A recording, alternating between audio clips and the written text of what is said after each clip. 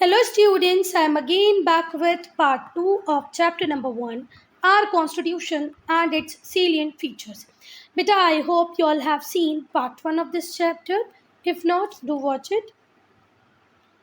Students, still here we have completed everything in part 1. Part 1 में हम यहाँ तक complete कर चुके हैं. Part 2 हम लोग start करेंगे preamble to the constitution. अब बेटा यहाँ पर आपको एक वर्ड गिवन है जिसका मतलब जिसको हम बोल रहे हैं प्रियम्बल. ठीक है बात. अब प्रियम्बल क्या है? तो प्रियम्बल है बच्चा इंट्रोडक्शन. पूरे कॉन्स्टिट्यूशन का इंट्रोडक्टरी पार्ट है. इंट्रोडक्शन आप किसको बोल सकते हो?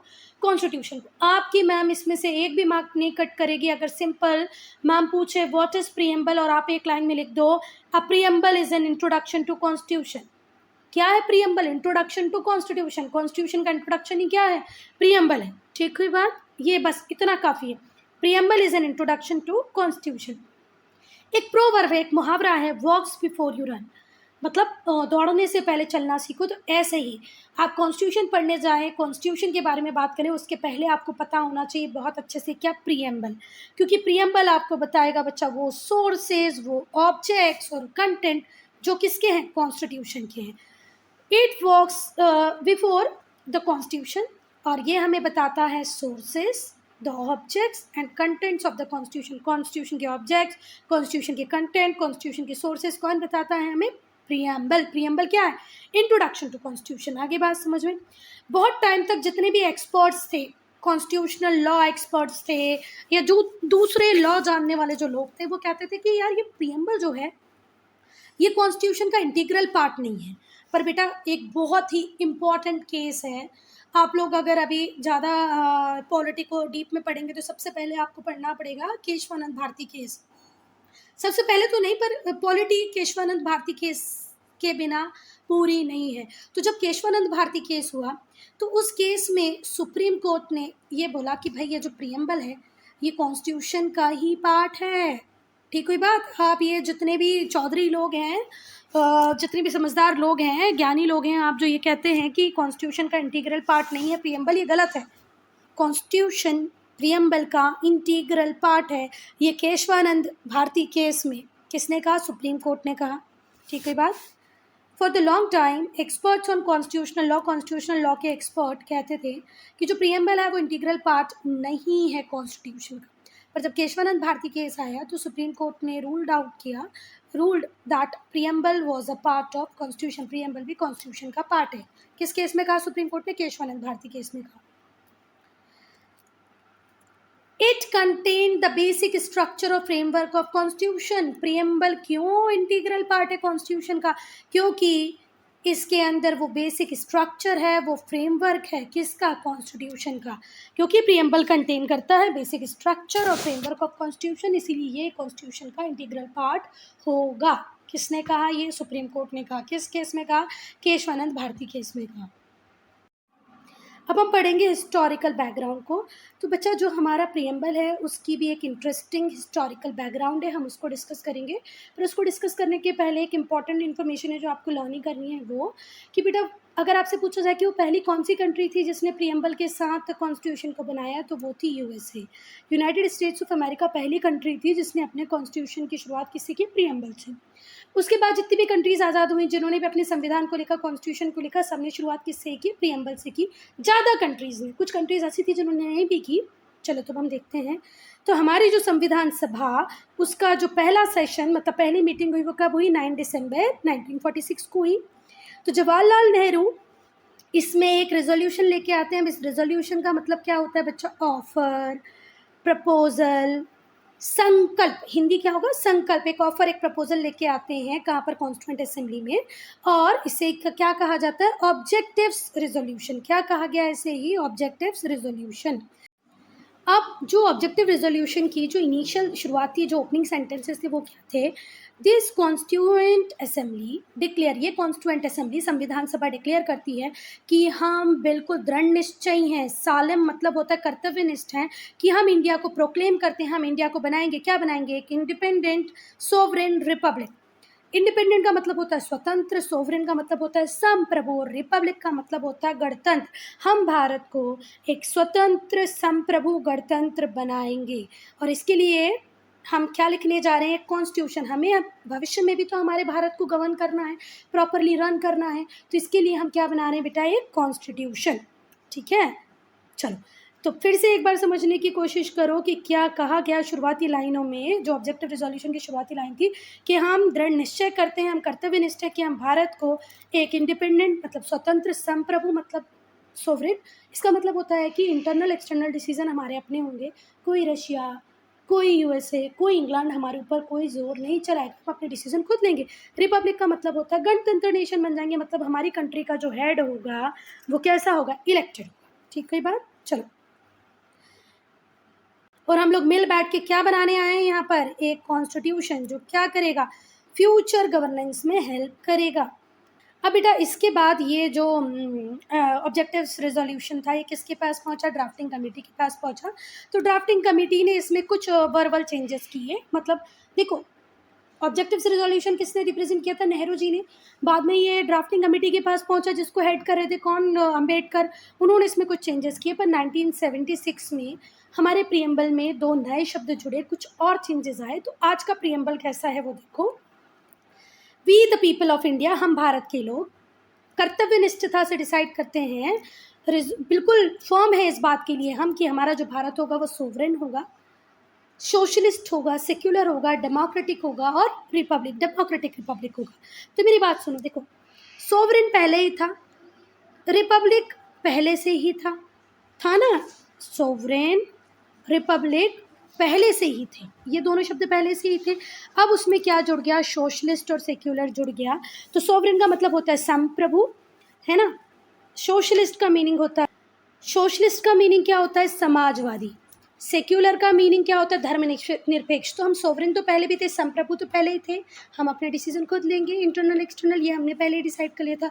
सोशलिस्ट मतलब हम समाजवादी भी बनेंगे। अब समाजवादी बनने का मतलब क्या है बेटा, कि हम रिच और पुअर के गैप को मिटाने की कोशिश करेंगे, इक्विटेबल डिस्ट्रीब्यूशन की बात करेंगे, हमारे जो जितने भी रिसोर्सेज इंडिया में।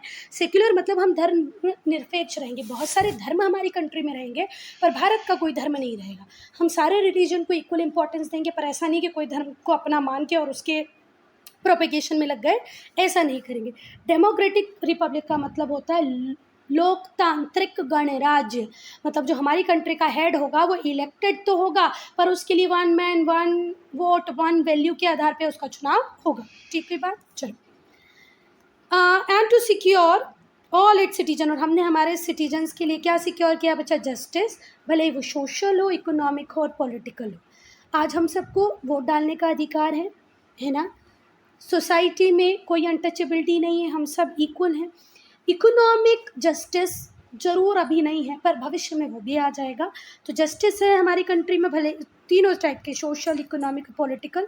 लिबर्टी मिली हुई है हमें थॉट्स की, एक्सप्रेशन की, बिलीव की, फेथ की और वर्शिप की। आप सोमवार का उपास रखो, मंगलवार का रखो नहीं रखो, ये आपके ऊपर डिपेंड करता है। आपकी आस्था आपकी अपनी है, कोई आपको जोर जबरदस्ती नहीं करता कि इस भगवान को मानो या इसको नहीं मानो। आप अपनी बातों को एक्सप्रेस कर सकते हो, आपकी बिलीव्स आपके अपने। इक्वालिटी है, हम सब इक्वल हैं बच्चा। कोई भी गवर्नमेंट की एग्ज़ाम हो उसको लिखने का राइट हम सबका है, किसी को ज़्यादा प्रिविलेज नहीं मिलता, किसी को वेटेज नहीं मिलता। तो इक्वालिटी ऑफ स्टेटस है, अपॉर्चुनिटीज़ हैं। ठीक है, चलो। फ्रेटर्निटी मतलब हम बंधुत्व के भाव में बंधे हुए हैं, है ना। हमारी कंट्री में यूनिटी है, इंटेग्रिटी है, क्योंकि हमको पता है कि हम में एक बॉन्ड है, फ्रेटर्निटी का बॉन्ड है, बंधुत्व का भाव है।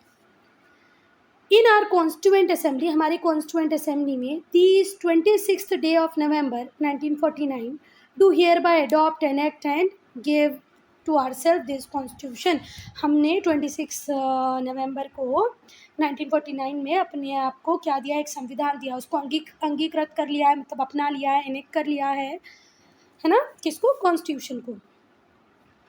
अब बेटा ये बात ध्यान रखना कि ये जो यूनिटी है, इंटेग्रिटी है, सोशलिस्ट है और ये जो वर्ड सेक्युलर है ये बाद में एड ऑन किए गए, है ना। 42nd कॉन्स्टिट्यूएंट अमेंडमेंट जो कब हुए, 1976 में। ठीक है। 1976 में 42nd जब अमेंडमेंट हुआ, जब सेकुलर, सोशलिस्ट, इंटेग्रिटी, यूनिटी जैसे वर्ड हमने कॉन्स्टिट्यूशन में डाले, और ये इफेक्ट में कब से आ गए थे? जनवरी 3, 1977। 1976 में हमने अमेंडमेंट की शुरुआत की, और एनेक्ट कब हो गए, मतलब इफेक्ट में कब से आ गई? 3 जनवरी 1977। अब बेटा ये जो प्रीएम्बल जिसको हम इतना डिस्कस कर रहे हैं, उसकी इम्पोर्टेंस है क्या कुछ? क्यों बनाया होगा हमने प्रीएम्बल? अब उसकी इम्पोर्टेंस देखो। जो प्रीएम्बल्स है वो बताता है, स्टेट करना मतलब बताना होता है। जो प्रीएम्बल है वो स्टेट करता है या हमें बताता है बेसिक ऑब्जेक्ट्स और आइडियल्स ऑफ इंडियन रिपब्लिक की। ये जो भारतीय गणराज्य बना है, इसके बेसिक ऑब्जेक्ट्स क्या हैं, बेसिक आइडियल्स क्या हैं, किन के ऊपर ही ये जितने भी लॉज बनेंगे, नियम बनेंगे, कानून बनेंगे, उन सब में किन बातों को फॉलो करना है, ये कौन बताता है? प्रीएम्बल। तो प्रीएम्बल क्या है? एक की है to open the mind of the makers. किसी भी एक्ट को बनाने वाले, किसी भी लेजिस्लेशन को बनाने वाले जो लोग हैं, उनके माइंड को ओपन, उनके दिमाग को ओपन करने के लिए प्रीएम्बल एक की तरह काम करता है। अगर कोई रूल या कोई लॉ वेग हो, मतलब अनिश्चित हो, जिसमें हमें लग नहीं रहा हो यार ये सही है कि ये गलत है, तो जो प्रीएम्बल होता है वो उन्हें हेल्प कर सकता है in order to make out its meaning, कि भाई क्या इसकी वजह है, क्यों बनाया गया, काहे के लिए बनाया गया, क्या सही है, क्या गलत है, ये किसके थ्रू वो एनालाइज कर सकते हैं? प्रीएम्बल के थ्रू एनालाइज कर सकते हैं। अगर आपको कोई रूल, कोई लॉ वेग लगे, वेग लगना मतलब अनिश्चित लगना, अस्पष्ट लगना, आपको समझ में ना आए, तो आप प्रीएम्बल को रेफर कर सकते हो। फॉर इंस्टेंस, अब जैसे आप बोलो कि भैया जो इंडियन कॉन्स्टिट्यूशन है वो तो इक्वालिटी की बात करता है, वो तो सोशल जस्टिस की बात करता है, पर फिर रिजर्वेशन क्यों देते हैं हम शेड्यूल कास्ट को, शेड्यूल ट्राइब को? तो अगर ये आपको बात अस्पष्ट लग रही हो कि यार इंडिया में तो इक्वालिटी है ही नहीं, क्यों इक्वालिटी होती तो कोई रिजर्वेशन नहीं दिया जाता किसी को, क्यों हम इकोनॉमिक वीकर सेक्शन को, शेड्यूल कास्ट को, शेड्यूल ट्राइब को क्या दे रहे हैं? रिजर्वेशन दे रहे हैं। अगर ये बात आपके दिमाग में खलबली मचा रही हो, मतलब ये आपको वेग लग रही हो, अस्पष्ट लग रही हो, तो आप प्रीएम्बल को पढ़ लें। आप कॉन्स्टिट्यूशन बनाते टाइम उन लोगों ने क्या लिखा है इसके बारे में वो पढ़ लें, तो आपको समझ में आ जाएगा कि क्या है, क्यों है, कैसा है। For instance, the expression social justice enabled the courts to defend laws. अब जब भी हम वीकर सेक्शन ऑफ सोसाइटी को प्रोटेक्ट करने के लिए, उनके इंटरेस्ट के लिए कोई लॉ बनाते हैं, तो हमारे कोर्ट्स के पास प्रॉपर बेस है कि ऐसा क्यों हो रहा है। अब हम सेलियन फीचर्स देखेंगे कॉन्स्टिट्यूशन के। तो बच्चा, हमने जो कॉन्स्टिट्यूशन बनाया है वो बहुत सारे गोल्स को अचीव करने के लिए बनाया है। डिफरेंट हमारे गोल्स थे जिनको हमको अचीव करना था, इसलिए हमने क्या बनाया? कॉन्स्टिट्यूशन। इसमें से एक बहुत इंपॉर्टेंट था कि हम हमारी कंट्री की यूनिटी को मेंटेन रखेंगे, है ना? क्या करेंगे? हमारी कंट्री की यूनिटी को मेंटेन रखेंगे। बेटा जैसे कि जितना इम्पोर्टेंट ये था कि हम हमारी कंट्री की यूनिटी को, एकता को बनाए रखेंगे, उतना ही इम्पोर्टेंट ये था कि हमें हमारी कंट्री से बैकवर्डनेस को रिमूव करना था। No less important was the need to remove the backwardness. Backwardness मतलब हम लोग बहुत पिछड़े हुए थे, एजुकेशन नहीं था, मतलब दुनिया भर की कुप्रथाएं, एविल प्रैक्टिसेस थी, तो उससे भी हमको आगे आना था। दूसरे फैक्टर जिनका भी इम्पोर्टेंट रोल था, जिन्होंने भी कॉन्स्टिट्यूशन को शेप करने में हेल्प की, वो थे, अब वो फैक्टर्स कौन से थे बेटा जिनको भी कंसीडर करना ज़रूरी था? वो फैक्टर थे introduction of democracy at all level of government. Democracy लेके आना था हर लेवल पे, सेंट्रल गवर्नमेंट में, स्टेट गवर्नमेंट के लिए, लोकल लेवल गवर्नमेंट के लिए। ये भी कोई कम आसान नहीं था बच्चा, इसको भी बहुत मुश्किल था इतनी बड़ी कंट्री में जिसके पास उस टाइम पैसे की कमी हो। कैसे आप डेमोक्रेसी को ग्राउंड लेवल तक लेके आओगे, ग्रास रूट लेवल तक लेके आओगे, एफिशिएंट एडमिनिस्ट्रेशन का सिस्टम कैसे क्रिएट करोगे? क्योंकि अंग्रेज जब गए थे, जब पूरी तरीके से भारत को बर्बाद करके गए थे, तो इतना बड़ी कंट्री के लिए इतना एडमिनिस्ट्रेशन का नेटवर्क बनाना कोई आसान काम नहीं था, पर वो बनाना था। जो कॉन्स्टिट्यूएंट असेंबली थी उसमें जो भी लोग थे उनकी रियल वर्थ थी, सच में हर एक व्यक्ति हीरा था, हीरा। But they had no hesitation in borrowing much from other constitution. देखो एक बात, तो हम हमारा कॉन्स्टिट्यूशन लिख सकते थे, पर कोई ज़रूरी नहीं है कि हम हर बार गलती कर कर ही सीखें। कई बार हम दूसरों की गलतियों से सीख सकते हैं, कई बार हम दूसरों के अच्छे कामों से भी सीख सकते हैं। तो इसीलिए नो डाउट कि हमारी कॉन्स्टिट्यूएंट असेंबली में जो लोग थे वो बहुत कैपेबल थे, वो अपना कॉन्स्टिट्यूशन नए सिरे से पूरा बना सकते थे, पर फिर भी हमने बहुत सारी चीज़ें दूसरे कॉन्स्टिट्यूशन से बोरो की, वर्ल्ड से बोरो की। As a matter of fact there is nothing to be ashamed of in doing so. और इसमें कोई शर्म की बात भी नहीं है। No constituent assembly can ignore the progress made by other nation in the field of law and government. देखो आज आप भी देखते हो, आज हमें जब भी कुछ सर्च करना पड़ता है तो हम गूगल पे चले जाते हैं फटाफट से, किसने लिखा है क्या लिखा है हमें मतलब नहीं, हमें ऑथेंटिक डेटा मिलना चाहिए। तो हम लोगों ने भी ऐसे ही, हमने देखा कि हमारे आसपास की कंट्री डेवलप कर रही हैं, ग्रो कर रही हैं, उनके लॉ अच्छे हैं, उनके गवर्नमेंट अच्छे हैं, तो हमने भी उनसे सीखा, जो उन्होंने किया वो हमने भी कर दिया। तो जो सेलियन फीचर्स हैं बच्चा हमारे कॉन्स्टिट्यूशन के, पहला है रिटर्न। तो अब हम लोग देखेंगे सेलियन फीचर्स किसके, इंडियन कॉन्स्टिट्यूशन के या कॉन्स्टिट्यूशन ऑफ इंडिया के। तो पहला हम देखेंगे अ रिटन कॉन्स्टिट्यूशन। देखो एक कंट्री का रिटन कॉन्स्टिट्यूशन भी हो सकता है और अनरिटन कॉन्स्टिट्यूशन भी हो सकता है। जैसे United states of America, India, हमारा अपना रिटन कॉन्स्टिट्यूशन है, पर वहीं अगर हम ब्रिटिश कॉन्स्टिट्यूशन की बात करें तो वो अनरिटन है। कोई बड़ी बात नहीं है, रिटन भी हो सकता है अनरिटन भी हो सकता है। तो रिटन कॉन्स्टिट्यूशन वो कॉन्स्टिट्यूशन होता है जहाँ पर आपके पास एक सिंगल रिटन इंस्ट्रूमेंट होता है जिसमें बहुत सारे प्रिंसिपल्स होते हैं, और वो प्रिंसिपल्स किसके रिगार्ड में हो सकते हैं, गवर्नमेंट कैसे बनेगी, कैसे चलेगी। और इस टाइप का जो कॉन्स्टिट्यूशन होता है, जो रिटर्न होता है जिसमें सारे प्रिंसिपल्स इंक्लूडेड होते हैं, उनको बनाने का काम करती है कॉन्स्टिट्यूएंट असेंबली। एक पर्टिकुलर डेट से लिखना चालू करेगी, लिखेगी, बना देगी, और फिर वो फाइनली एनेक्ट और एनफोर्स हो जाएगा। कॉन्स्टिट्यूशन अनरिटन भी हो सकता है। अनरिटन कॉन्स्टिट्यूशन वो कॉन्स्टिट्यूशन होता है जिसे कोडिफाइड ना किया गया हो, ठीक है, किसी कॉन्स्टिट्यूएंट असेंबली ने बैठ के उसको किसी पर्टिकुलर डेट में कोडिफाइड ना किया, ठीक हुई बात। तो ऐसे कॉन्स्टिट्यूशन को हम क्या कहते हैं, अनरिटन कॉन्स्टिट्यूशन। ये सब जो कॉन्स्टिट्यूशन होता है वो बेस करता है बहुत सारे लेजिस्लेटिव एक्ट्स पे, जुडिशियल डिसीजंस पे, कस्टम से, यूसेजेस पे। जो ब्रिटिश कॉन्स्टिट्यूशन है ये बेस्ट एग्जाम्पल है अनरिटन कॉन्स्टिट्यूशन का। तो ब्रिटिश कॉन्स्टिट्यूशन कैसा है बच्चा, अनरिटन है। चलो हमारा जो कॉन्स्टिट्यूशन है वो रिटर्न है। हम लोगों ने पहले ही देख लिया कि लगभग 3 साल लगाए, है ना, 2 ईयर 11 मंथ लगाए हमारी कॉन्स्टिट्यूएंट असेंबली ने उस पूरे कॉन्स्टिट्यूशन को कंप्लीट करने के लिए। फिर फाइनली हमने उसको अडॉप्ट किया, एनेक्ट किया और एनफोर्स में ले आए। कब ले आए, 26 जैन 1950 को वो एनफोर्स में आया, और कंप्लीट कब हो गया, 26 नवंबर 1949 को, ठीक है बात। चलो lengthiest constitution in the world, हमारा जो कॉन्स्टिट्यूशन है सिर्फ रिटर्न ही नहीं है बच्चा, जबकि लेंथीएस्ट सबसे बड़ा वर्ल्ड का कॉन्स्टिट्यूशन हमारे पास है। इसमें 395 आर्टिकल्स और 12 शेड्यूल्स है। ये तो तब लिखा गया था तभी थे, अब तो 400 के लगभग हमारे पास आर्टिकल्स हो रहे हैं, ठीक है, शेड्यूल्स 12 हैं, पार्ट 25 हो गए हैं। कोई दूसरा कॉन्स्टिट्यूशन नहीं है वर्ल्ड का जो इतना एक्स्ट्रॉर्डनरी हो साइज में। The Constitution of United States of America has only 7 article. USA के कॉन्स्टिट्यूशन में सिर्फ 7 आर्टिकल है, हमारे में शुरुआत में 395 थे और आज तो 400 से भी ज़्यादा हो गए। Now third, effect of other constitution which suited our needs. बच्चा अब पहले भी हम लोग डिस्कस कर चुके हैं कि हमारा जो कॉन्स्टिट्यूशन है उसके ऊपर बहुत सारी कंट्रीज़ के कॉन्स्टिट्यूशन का अफेक्ट है और इन्फ्लुएंस है। हर बार गलती करने के सीखने से बेटर है कि आप दूसरों से भी सीख लो। तो जब हमने दुनिया भर की कंट्रीज़ के कॉन्स्टिट्यूशन को देखा तो हमें पता चला यार ये अच्छी चीज़ नहीं है, ये अच्छा, ये बहुत अच्छा है, इसको हम यूज़ कर सकते हैं, तो हमने हमारी नीड के हिसाब से उसको यूज़ किया। हमारा जो कॉन्स्टिट्यूशन है seems to have affected and influenced by other constitution of the world, हमारे कॉन्स्टिट्यूशन के ऊपर प्रभाव है किसका, वर्ल्ड के दूसरे कॉन्स्टिट्यूशंस का भी।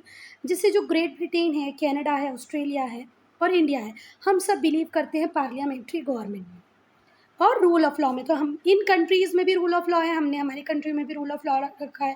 ब्रिटेन कनाडा में भी पार्लियामेंट्री गवर्नमेंट है, हमने इंडिया में भी पार्लियामेंट्री गवर्नमेंट रख रखी है। फिर अगर हम देखें तो हमने देखा कि यूएस में कुछ चीज़ें ऐसी थी जो हमें अच्छी लगी, जो हमने हमारे कॉन्स्टिट्यूशन में रख ली।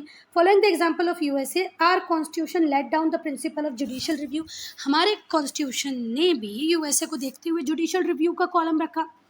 इन other words, the supreme court of India acts as a final interpreter of constitution. अगर कॉन्स्टिट्यूशन की किसी बात को लेकर डिबेट और डिस्कशन हो जाए, कुछ कॉन्फ्लिक्ट्स आ जाएं, तो हमने फाइनल से किसकी रखी है, सुप्रीम कोर्ट की। ऐसा यूएसए में भी है कि यूएसए में जुडिशियल रिव्यू है, तो हमने यूएसए से देख के जुडिशियल रिव्यू अपनी कंट्री में भी रखा है। ठीक है बात, कि अगर किसी बात को लेकर कोई प्रॉब्लम आ जाए तो फाइनल इंटरप्रिटेशन या जो फाइनल इंटरप्रेटर होगा कॉन्स्टिट्यूशन का वो कौन होगा, सुप्रीम कोर्ट होगा। डेमोक्रेटिक एंड रिपब्लिक फीचर्स, चलो जो कॉन्स्टिट्यूशन है वो प्रोक्लेम करता है sovereign power resides in the people, हमारी कंट्री में जो फाइनल अल्टीमेट पावर है वो किसके हाथों में? लोगों के हाथों में है। डेमोक्रेसी का मतलब है free and fair election based on adult franchise. हमारी कंट्री में 18 ईयर ये एज है, पर पहले ये एज 21 ईयर हुआ करती थी। एडल्ट फ्रेंचाइज मतलब 21 साल का जो भी व्यक्ति हो जाएगा वो वोट दे देगा। इंडिया में फ्री और फेयर इलेक्शन होते हैं, है ना। लोगों के पास फाइनल पावर है कि किसकी सरकार बनेगी, किसकी नहीं बनेगी। सिविल लिबर्टीज़ हमें मिली हुई है, फ्रीडम ऑफ स्पीच है, रिलीजन है। अब 8:30 बजे से 9:30 बजे तक टीवी खोल के बैठो बेटा। आज नरेंद्र मोदी की जो गवर्नमेंट है वो पूरे मेजॉरिटी वोट पाकर सरकार बनाई है ना। उसके बाद भी आप 8:30 से 9:30 बजे तक टीवी जब खोल के देखोगे तो 10 लोगों का एक पैनल बैठा होगा किसी भी टीवी चैनल पे। आधे लोग बोल रहे होंगे कि मोदी खराब है, आधे लोग बोल रहे होंगे अच्छे, ओपनली मोदी की पॉलिसीज़ को क्रिटिसाइज़ कर रहे होंगे। वो नरेंद्र मोदी जिनको हमारी कंट्री ने मेजॉरिटी वोट से जिता के भेजा है। तो इससे बड़ी फ्रीडम ऑफ स्पीच और क्या चाहिए?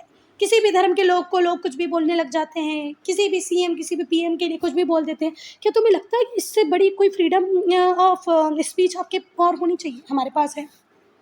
फ्रीडम ऑफ रिलीजन है। आज मैं हिंदू कल चाहूँ मुस्लिम बन जाऊँ, परसों चाहूँ क्रिश्चियन बन जाऊँ, कोई हमें रोक नहीं सकता। द रूल ऑफ लॉ है, हर चीज़ नियम के हिसाब से ही चलेगी। जुडिशरी इंडिपेंडेंट है। हमारी कंट्री में पावर ऑर्गन्स में डिस्ट्रीब्यूटेड है। क्या क्या वो ऑर्गन्स है? एग्जीक्यूटिव, लेजिस्लेचर और जुडिशरी, है ना। और ये तीनों एक दूसरे से इंडिपेंडेंट है। तो हमने हमारी कंट्री में जुडिशरी को इंडिपेंडेंट रखा है। कोई एग्जीक्यूटिव जुडिशरी के डिसीजन में इंटरफेयर नहीं कर सकता, कोई लेजिस्लेचर जुडिशरी के डिसीजन में इंटरफेयर नहीं कर सकता।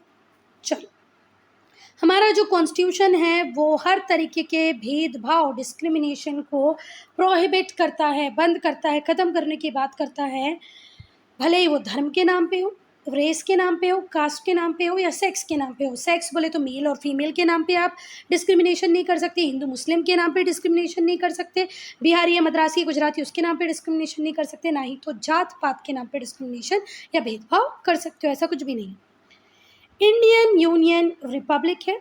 रिपब्लिकन गवर्नमेंट वो गवर्नमेंट होती है जहाँ पर कोई भी इंडिविजुअल के पास कोई भी हेरिडेटरी राइट नहीं है किसी भी पब्लिक ऑफिस के, भले वो सीएजी की पोस्ट हो, सुप्रीम कोर्ट का जज हो, चीफ जस्टिस ऑफ इंडिया हो, प्रेसिडेंट हो, प्राइम मिनिस्टर हो, किसी भी पोस्ट पे कोई भी हेरिडेटरी राइट नहीं है। जैसे आज मैं सीएजी हूँ तो कल मेरा बेटा बन जाएगा, ऐसा नहीं है।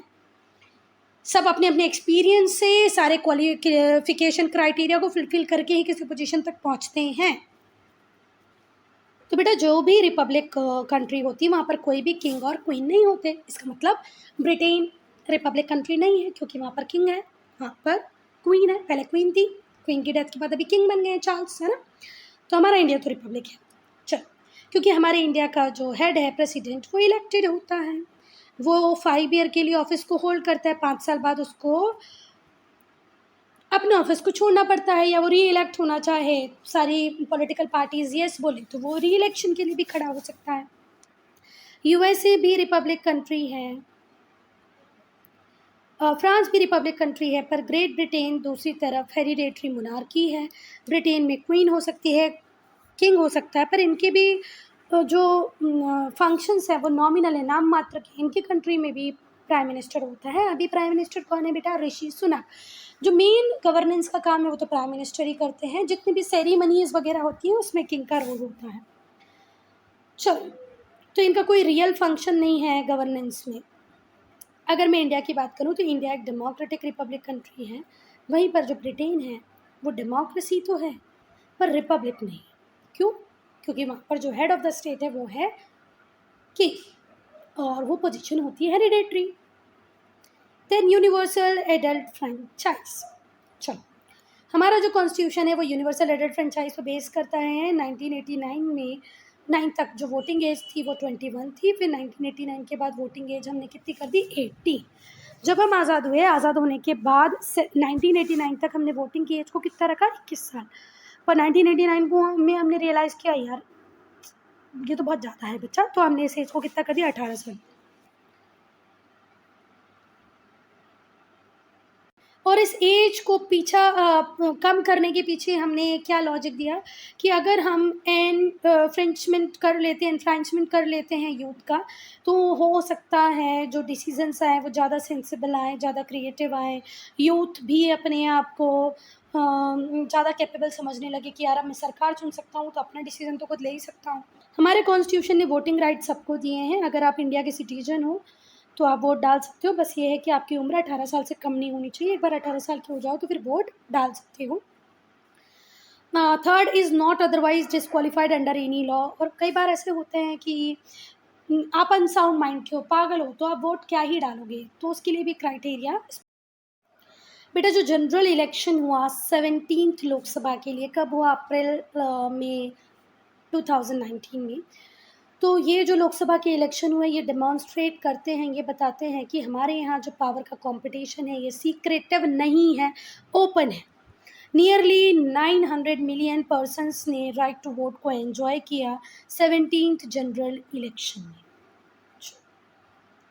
हमारी कंट्री में फेडरल गवर्नमेंट है। फेडरल गवर्नमेंट क्या होती है? अगर आपकी कंट्री में 2 टियर गवर्नमेंट है, मतलब सेंट्रल गवर्नमेंट अलग है, स्टेट गवर्नमेंट अलग है, तो आपकी कंट्री को क्या कहेंगे? फेडरल गवर्नमेंट, है ना। पर हमारी कंट्री में तो तीन लेवल है गवर्नमेंट के। सेंट्रल गवर्नमेंट भी है, स्टेट गवर्नमेंट भी है, लोकल लेवल गवर्नमेंट भी है, तो हम तो ट्रू फेडरल कंट्री हैं। यूनिटरी स्टेट वो स्टेट होता है बच्चा जहाँ पर सिंगल सेंटर के पास सारी अथॉरिटीज़ होती हैं, सारी पावर होती है। फेडरल गवर्नमेंट की बात करें हम तो फेडरल गवर्नमेंट का एक ऐसा सिस्टम है जहाँ पर पावर जो होती है वो डिवाइडेड होती है किस किस के बीच में? सेंट्रल गवर्नमेंट और फेडरेटिंग यूनिट्स जिन्हें हम स्टेट्स कहते हैं। मतलब सेंट्रल गवर्नमेंट और स्टेट गवर्नमेंट के बीच में अगर पावर का डिवीजन है तो इसे ही हम क्या कहते हैं? Federal country. तो इंडिया यूनिटरी कंट्री के फेडरल कंट्री है बच्चा, फेडरल कंट्री। क्यों? यूनिटरी कंट्री में सिर्फ एक ही सरकार होगी जो सेंटर से काम करेगी, पर हमारे यहाँ तो सेंट्रल गवर्नमेंट अलग है, स्टेट गवर्नमेंट अलग है, और स्टेट गवर्नमेंट के अंदर भी लोकल लेवल गवर्नमेंट है। चलो, तो हमारा जो कॉन्स्टिट्यूशन है वो एस्टेब्लिश करता है ड्यूअल पॉलिटी। इसमें जो पावर है वो डिवाइड होती है यूनियन गवर्नमेंट और स्टेट गवर्नमेंट के बीच में। Do the constitution has all the characteristics of federation, the union or a central government? हमारे कॉन्स्टिट्यूशन में सारे वो कैरेक्टरिस्टिक्स हैं जो एक फेडरेशन बनाने की बात करते हैं, एक यूनियन की बात करते हैं।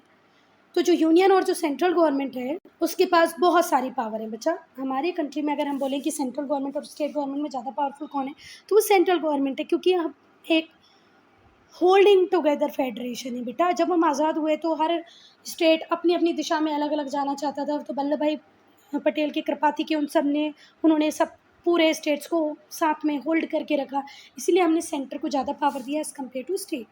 जो सेंट्रल लेजिस्लेचर है, जो पार्लियामेंट है फॉर एग्जांपल, उसके पास राइट है कि वो नया स्टेट बना दे, स्टेट के नंबर को कम कर दे, स्टेट के एरिया को कम कर दे, स्टेट के एरिया को बड़ा कर दे। जैसे जम्मू कश्मीर पहले एक स्टेट हुआ करता था, अब वो वहाँ पर क्या बन गई? 2 यूनियन टेरिटरी। दामन and Diu and Dadra and Nagar Haveli पहले 2 यूनियन टेरिटरी हुआ करती थी, पर अब वो एक एडमिनिस्ट्रेटिव यूनिट बन गई है। तो ये सारी पावर किसके पास होती है? सेंट्रल गवर्नमेंट के पास होती है। इन व्यू ऑफ सच फीचर, जो इंडियन फेडरेशन है वो federal is form but unitary in spirit. Federal है फॉर्म में, सेंट्रल गवर्नमेंट स्टेट गवर्नमेंट है, पर स्पिरिट में वो यूनिटरी है। आज भी हमारे जो मेजर डिसीजन है वो सेंटर बैठ के ही लेता है, सेंट्रल गवर्नमेंट लेती है। अब हमारे फेडरेशन के कैरेक्टरिस्टिक्स क्या क्या हैं बेटा? तो हमारे फेडरेशन के कैरेक्टरिस्टिक्स हैं कि आज हमारे पास रिटन कॉन्स्टिट्यूशन है, ड्यूअल पॉलिटी है, पावर का डिवीजन है और सुप्रीम कोर्ट भी है। अब हम बात करेंगे सिंगल सिटीजनशिप की। तो सिटीजनशिप डिनोट करती है किसी भी इंडिविजुअल के लीगल स्टेटस को। हमारे इंडिया में इट बेस्टोज अपॉन इंडिविजुअल, ये लोगों को क्या क्या प्रदान करती है? हमारे इंडिया में अगर आप इंडिया के सिटीजन हो तो आपके पास क्या क्या है? फुल राइट्स, भले वो सिविल हो, पॉलिटिकल हो या सोशियो इकोनॉमिक हो, in return for the allegiance and loyalty which they owe to the country. साथ ही साथ हमारे कंट्री ये भी एक्सपेक्ट करती है कि आप अपनी कंट्री के टुवर्ड्स वफादार रहें। क्या रहें? वफादार। एलिजियंस का मीनिंग होता है सपोर्ट करना, तो अपनी कंट्री को आप सपोर्ट करें। लॉयल्टी मतलब होता है वफादारी, मतलब आप लॉयल रहें अपनी कंट्री की तरफ। आपको हम पूरे civil, political as well as social economic right दे रहे हैं, पर आपकी भी कुछ ड्यूटीज़ हैं जो आपको फुलफिल करनी पड़ेगी। बेटा जहाँ जिस भी कंट्री में फेडरल स्ट्रक्चर होता है वहाँ पर ड्यूअल सिटीजनशिप होती है ना। ड्यूअल सिटीजनशिप होती है। Citizenship of the state to which a person belong, एक सिटीजनशिप उसको मिलेगी उस स्टेट की जिससे वो बिलोंग करता होगा, और एक मिलेगी नेशन की, ठीक है, which includes all the states. पर हमारे इंडिया में ऐसा कुछ नहीं है। हमारे